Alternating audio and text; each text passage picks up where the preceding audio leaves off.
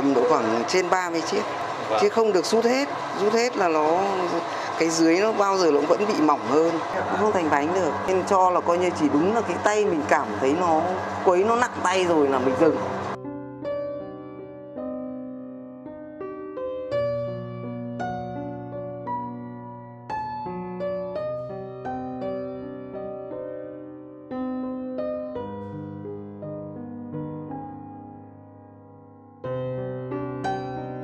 Từ rất lâu đời, nghề làm đậu phụ xuất hiện tại làng Mơ Táo, Mai Động. Bắt đầu từ câu chuyện ông tướng Tam Trinh thời Hai Bà Trưng truyền lại cho dân chúng trong làng. Cho đến tận bây giờ, nghề làm đậu của làng vẫn được giữ gìn và truyền từ đời này qua đời khác. Có nhiều người vẫn làm đậu mơ bằng thủ công chứ không dùng máy móc, giữ nguyên được hương vị cũ.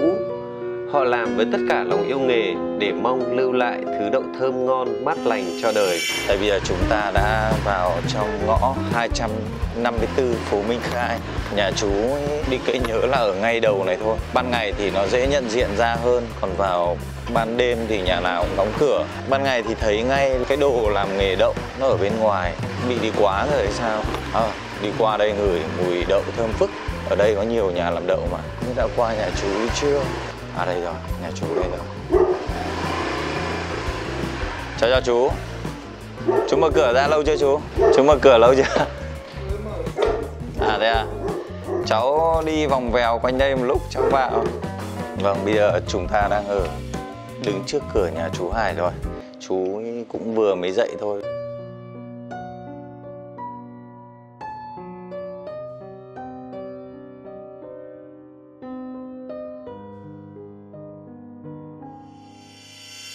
Cháu đang muốn tìm một chỗ sản xuất đậu mơ mà truyền thống từ xưa ấy chú.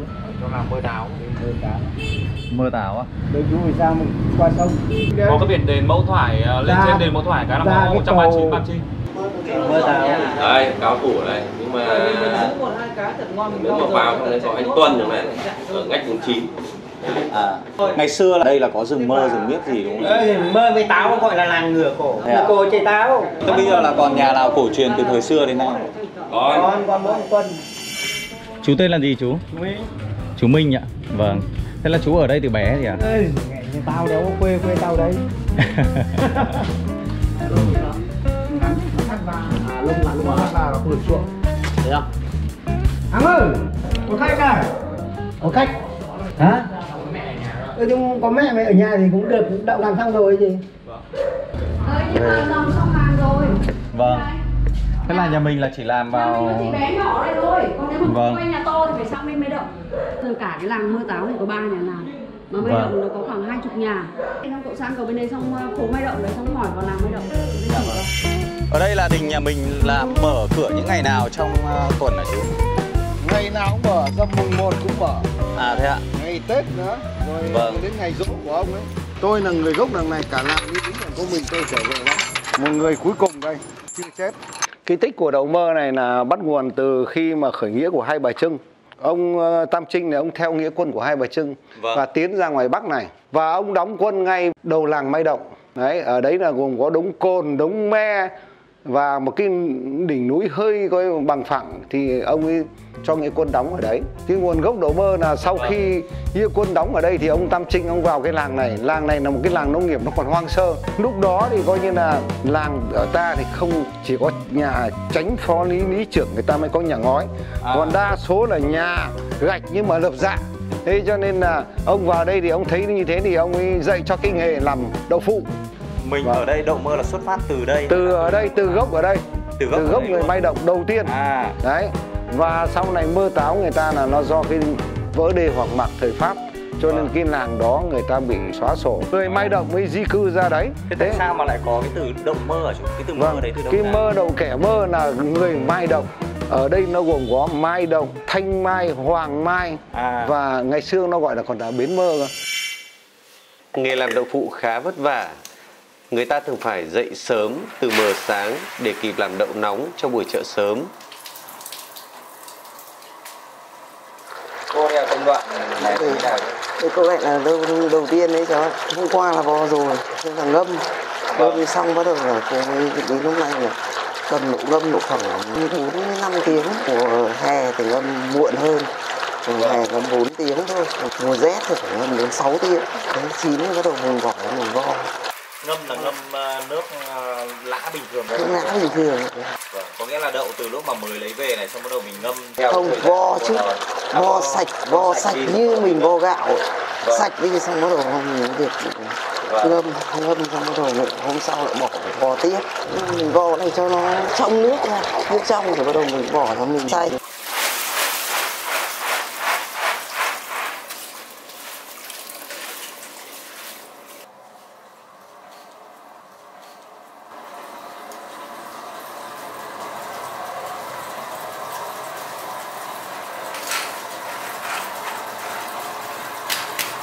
Nếu khi ta vo xong thì ta đổ vo xong ta đổ lên cối, là xúc đậu đổ lên cối thì cho vào máy nó chạy.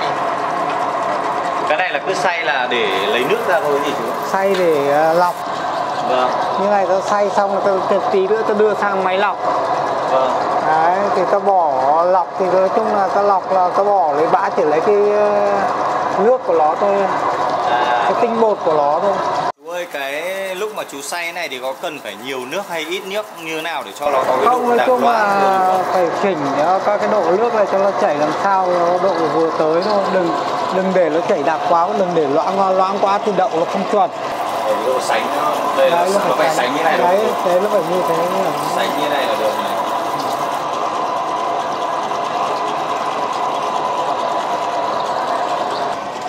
Khi ta là xay đầy được thùng bột rồi thì ta đổ sang bên máy lọc rồi thì bắt đầu nó chạy máy. Làm sao mà mỗi một lần lọc là một lần đủ cho một mẻ đậu. Thì bột chảy ra bắt đầu ta lại lọc lại một lần nữa. Chú ơi, thế cái này nó lọc là như thế vẫn chưa đủ hả chú? Chưa đủ được sạch được bã. Ta chỉ lấy cái tinh của bột thôi, chứ không được để cho bã lọt xuống của. Cái vải này nó là bằng cái vải gì đấy? Valize. Cái gì pha ni lông, valize pha ni lông đấy. Vâng. Nó thuộc dạng pha ni lông. Vâng. Đấy, ta phải lọc. Cái này thì lại công đoạn này lại phải làm bằng tay. Làm bằng tay.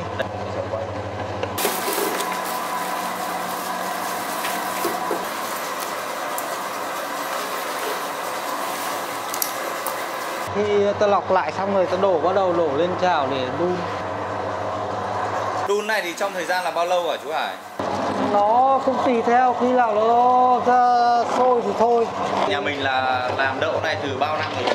Cái làm đậu này thì nói thật thế, chú từ ngày chú lớn lên là chú đã thấy là các cụ đã làm rồi. Chú theo các cụ làm là từ năm 68, 69 là bắt đầu là theo nghề rồi. Nhưng mà chú nhỏ người làm hỗ trợ phụ thôi.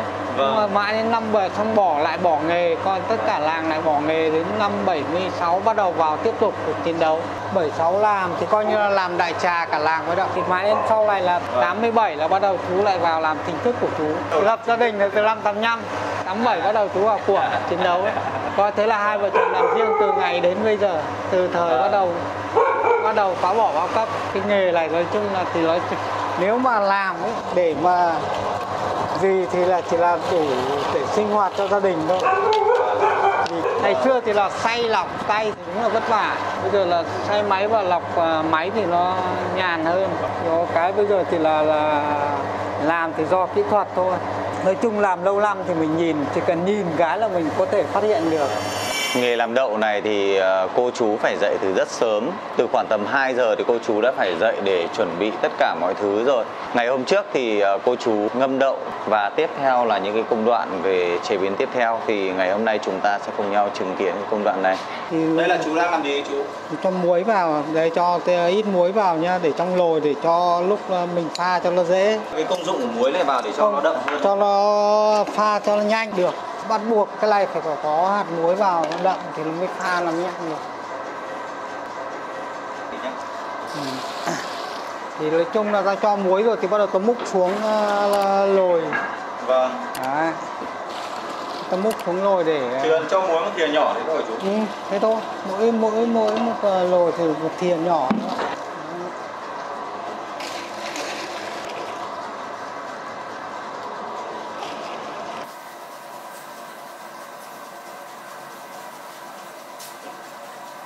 Đây là cô đang làm gì đấy hả cô? Đây là cô đang pha, tôi chỉ pha cái nước của nó thôi.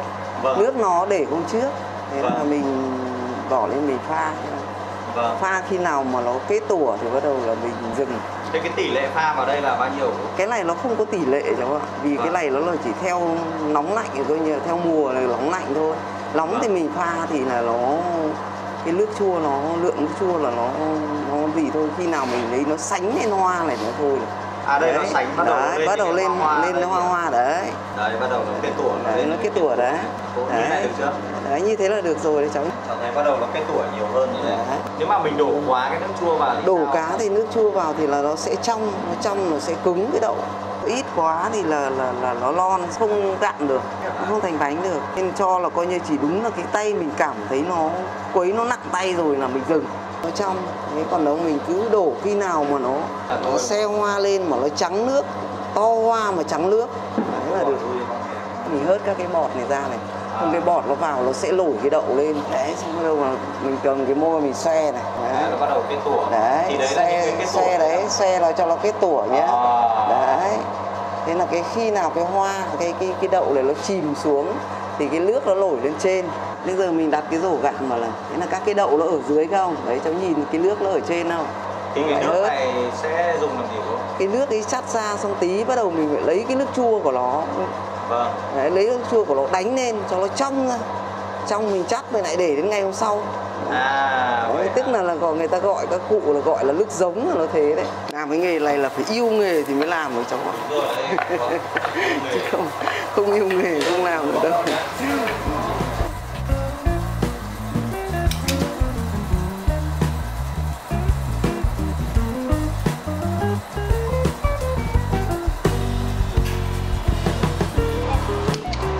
Tôi lúc làm này thì có cần phải kỹ thuật gì hay có cần cái gì ghi nhớ? Không, cái này không phải cần gì lắm đâu.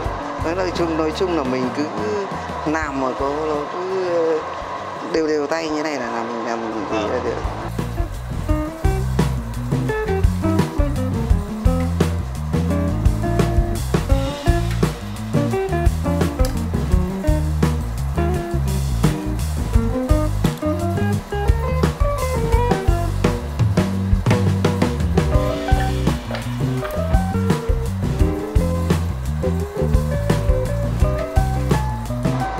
Cái này là mình cứ xếp hết tầng nọ đến tầng kia. Đấy, đúng rồi, cứ xếp đi.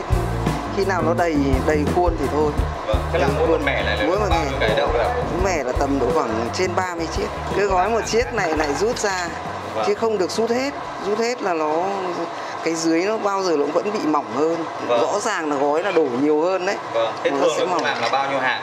Chính xác khoảng 33 bìa. Khuôn một thanh gỗ này thì có yêu cầu về trọng lượng hay là loại? Không cháu không phải trọng lượng là gỗ nào cứ chắc là được. Cái này nó có độ dày khoảng tầm 1 phân. Không, cái ý là cái đậu, cái ý là mình tùy theo cái ý mình để trên đậu mặt để mình lén. Vâng. Đấy, nó càng nhẵn càng tốt. Lén thì nó bao giờ nó cũng độ lén của nó là phải nhẵn. Cái gì càng nhẵn là có cái này hả? Cái ở trên cùng là mình để. Còn cái ý là cô để cô đánh dấu. Cô đánh dấu là cô moi đến đấy là cô dừng, cô không moi nữa. Vâng. Bây giờ mình đến công đoạn nào? Đấy, bắt đầu đầy rồi. Bắt đầu ta đặt cái khuôn ở cái nhói mượt nhất lên, đặt lên để cho cái đậu nó phẳng. Đặt cái này xuống để cho cô kê cao độ phường với cả cái này. Đấy, thì cái này có cần phải độ nặng như thế nào để cho nó phù hợp? Độ nặng thì nó chỉ tầm độ khoảng 1,5 cân, 2 cân gì đấy. Mình nén trong bao lâu thì xong? 5 phút thôi cháu ạ. Có cái mức độ gì để nhận biết được là đến đấy thì là dừng? Đấy, cô chỉ theo thời gian thôi. Vì mình đã pha là đã gạn nó đã đặc rồi không? Thế mình mà để quá là nó sẽ rắn.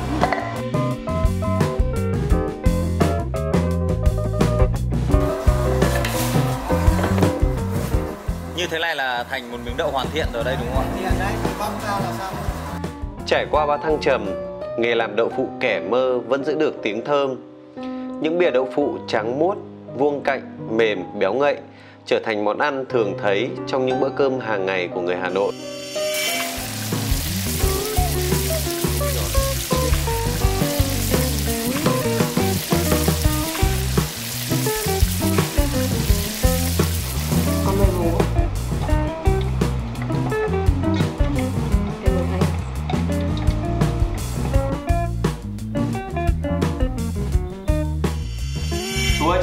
mà bây giờ người ta bán đậu thì cũng rất là nhiều nơi bán đấy, thì làm thế nào để mà mình chọn được một miếng đậu mơ chuẩn này? Đậu mơ là có hai loại, một loại gói đậu vuông, một loại gói đậu hơi trúng lòng bo. Vâng. Đấy, vì là gói đậu ý thì nó nhỏ, gói lâu, nhưng mà nhà thì lại gói đậu này là mấy chục năm nay là gói to là cho nó nhanh. Chú ơi, đấy là về hình thức ấy, còn về hương vị hương vị thì nói chung là như này nếu mà nhà nào làm mà nó không khéo lắm, hơi bị khô hơn là những nhà làm khéo tay thì ăn có độ mềm hơn và thơm hơn. Lúc mình rán lên rồi ấy, thì là cứng, nó khô là không phải đậu mơ. Chú ơi, cái đậu mơ mình thì rán như thế nào cho đúng cách để cho nó ngon hả chú? Nếu mà đậu mơ của mình rán nha, mà muốn rán độ lở vừa thơm vừa ngon thì bắt đầu đổ mỡ vào để mỡ hơi già, bắt đầu ta mới thả đậu. Đừng thả đậu ngay từ lúc đổ mỡ thì là đậu hay bị sát. Mà nếu mà ta rán nó mỡ nóng quá thì ta lại phải chế thêm hoặc thả đậu vào cho nó giảm bớt tốc độ thì đậu lúc nào cũng chuẩn, vàng đều. Không để quá già quá thì đậu đưa vào cũng bị quắt luôn. Vâng, riêng là nó cứ lưu xịu này thôi đúng không chú? Đấy. Thế nó khác biệt gì so với cả đậu? Nếu mà đậu khác, đậu thông thường, nếu mà đậu của các nơi khác làm thì nó bao giờ nó cũng bị càng rán nó càng khô, ăn lại càng rắn mà quắt. Cái cầm của đậu của người ta rất là mềm nhưng mà đưa vào rán thì nó quắt luôn. Nó không như đậu làng mơ. Đậu làng mơ có thể cầm cũng bị khô cứng, nhưng mà đến lúc rán thì lại lở. Đúng là cháu thấy cái miếng đậu này nó nở lên mà bên trong ăn gần như mềm. Là nó kiểu nó hơi rỗng bên trong. Đấy, đúng rồi. Cái kiểu đấy, nó mềm. Đó. Thôi đấy, đấy là thơm và đúng có vị của đậu luôn. Nó không như kia ăn khô nó chắc. Đúng là đậu mơ này thì ăn có cảm giác là ăn nó ngon hơn hẳn so với cái đậu bình thường. Vì trước đây cháu cũng hay ăn đậu ấy, nó không có độ thơm như đậu mơ này. Không thể ơn được bạn. Đấy, nghề gia đình truyền thống cũng không theo được nhiều. Anh muốn theo nghề vất vả, lợi nhuận không được bao nhiêu, nổi tiếng thì có nhiều và cũng chả làm được cái gì cả.